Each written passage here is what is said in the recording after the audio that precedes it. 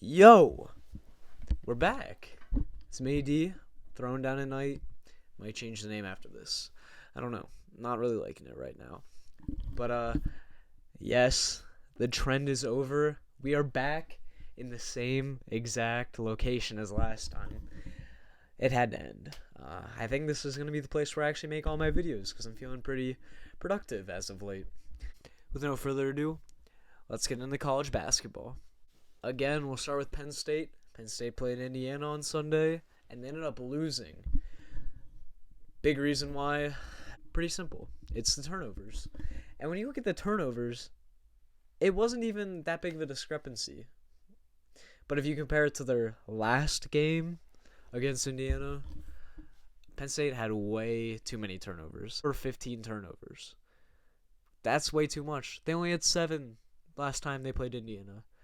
Another reason Penn State did not play up to par against Indiana was no one could make a three or a shot in general. It just seemed like they missed the ball. They limited their offensive chances by a lot, and because of their bad shooting performance, they couldn't score. Period. One player had a 3, and he had 2 threes, and that was it. They shot 14% from 3. And then you look at the box score. Lamar Stevens had 29 points. He was like their team. He had half their points. And I couldn't believe because they were down by 19 in the first half. And they ended up making a comeback to take the lead. And then they just blew it from there because they were so tired. Making that run, playing that good of defense against Indiana was so tiring. Indiana played great. They honestly could have played better too. They had a couple really dumb turnovers, and on the run where Penn State went like 24-6, end of the first half, beginning of second, they really just didn't play as a team. They just kind of like dribble the ball. They didn't make good passes. But towards the end of the game, they really played as a team. And I saw it again in the huddles. Pat Chambers doesn't draw up plays. That's a part of being a coach. Sometimes you just have to come up with stuff on the spot. You can't rely on stuff you already have drawn up in practice and the stuff you practice throughout the year. Sometimes you need a new way to score. You got to be original. Also, the officiating in the Penn State-Indiana game could have been like a top 10 worst officiating game of the college basketball season. Because I imagine there's really bad officiating games like every day. But obviously I can't watch them all because I literally don't think there'd be enough time to watch every single college basketball game in a week. Because there's so many. Like on Tuesday and Saturday, there's like 50 games. That's impossible because you're talking about at least 40-minute games. And most of the time they go for like an hour because of timeouts and stuff. If you just watch the film. That's not even counting commercials or anything like that. And the fact that some games aren't aired on TV, blah, blah, blah. It doesn't really matter. But regardless.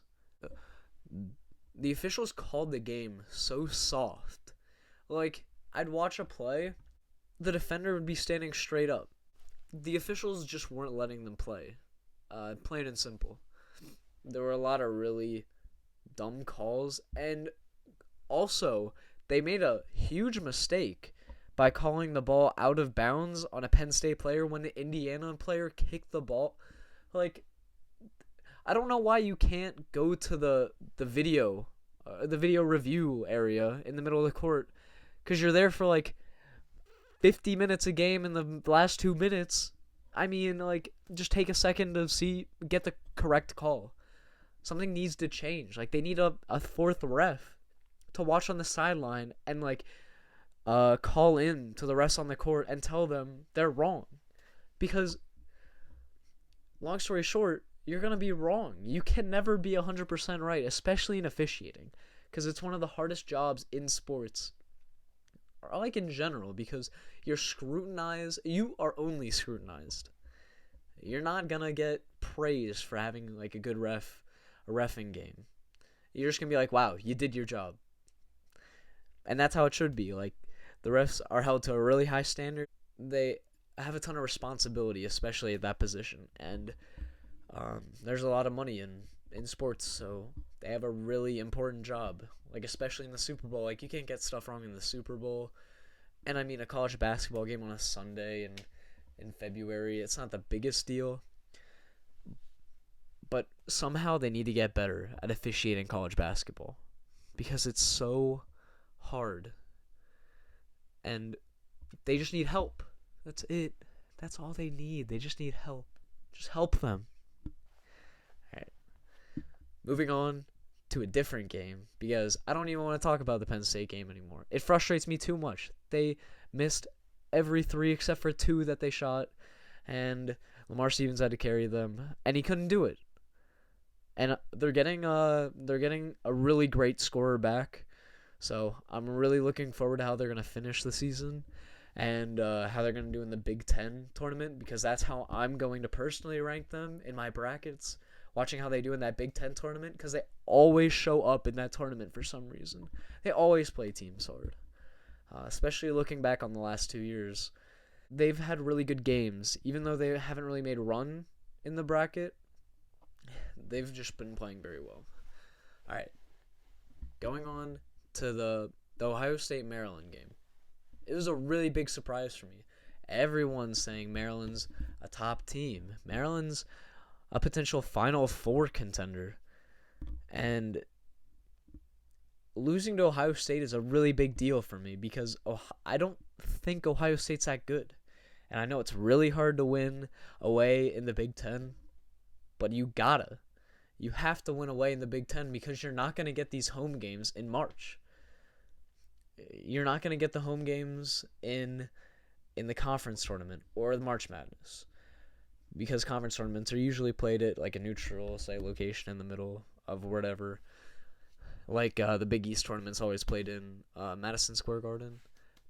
And I really want to see that Maryland wins on the road, and they win against good. Ohio State was ranked in the top 25. I mean, they're good enough. I would not put them in the top 25 personally, because I don't think their record shows that. They haven't been playing well recently, and I don't think you can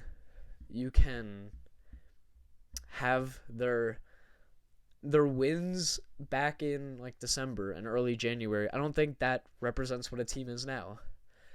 And I actually want to refer to the standings currently, but I'll do that in a second. So I didn't really watch the game. I saw like a couple minutes of it today while I was working out, but in total, it just kind of looked like Maryland wasn't really playing good defense. They just kind of let Ohio State like move the ball around and get the shot they wanted. I'm sure that'll change because I think Maryland's coach is pretty good and he knows what he's doing. So I'll try and look for that in them during conference tournaments and stuff. But I won't take this win as too big of a deal because I don't think Maryland was really prepared for it. Ohio State just made it back to the top 25. They had a lot of momentum, and I think they just they got kind of lucky. All right, referencing the top standings. So, San Diego State loses their first game of the season, and Dayton, with 2 losses, jumps over them? Wait a second. It can't be right. I dislike the AP poll for that reason. The AP poll should show you who the best teams are currently, and that's what it's doing. But I just don't think it's doing it well enough because, especially when you look at Dayton's competition, they probably lost to good teams. I did not see who they lost to. But even though that was in the past, and Dayton's been on a win streak ever since, I feel like that should count as more of a deficit than San Diego State losing one game to UNLV on the road, it just it's not fair to San Diego State. Just because they lost late in the season, you're going to overreact just because of that. I don't think that's fair for the team. And I agree with a lot of other standings. Penn State fell to like 16. I think they should have been lower. I think they should have gone back to the 20s because losing 2 games in a row, especially one at home against teams that you expect them to beat, that should be a bigger deal. The losses that Penn State have against Indiana and Illinois may be undervalued, I think, when you look at them come March Madness time. And it may help Indiana and Illinois too much because Penn State's roster was depleted. But the fact that Penn State had leads in the second half of both those games and blew both leads. I think it should count more for Illinois and Indiana and more for Penn State because Penn State messed up. They lost those games and you have to hold them accountable. You have to put them lower than 16.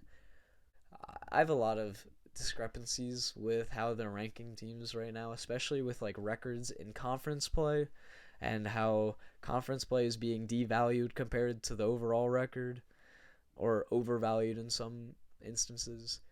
It's really frustrating to see that some teams aren't getting the recognition they deserve and how schools like Marquette, Ohio State, and Michigan State are getting overvalued just because of the name of their school when they really shouldn't be in the top 25 because they're not that good, in my opinion.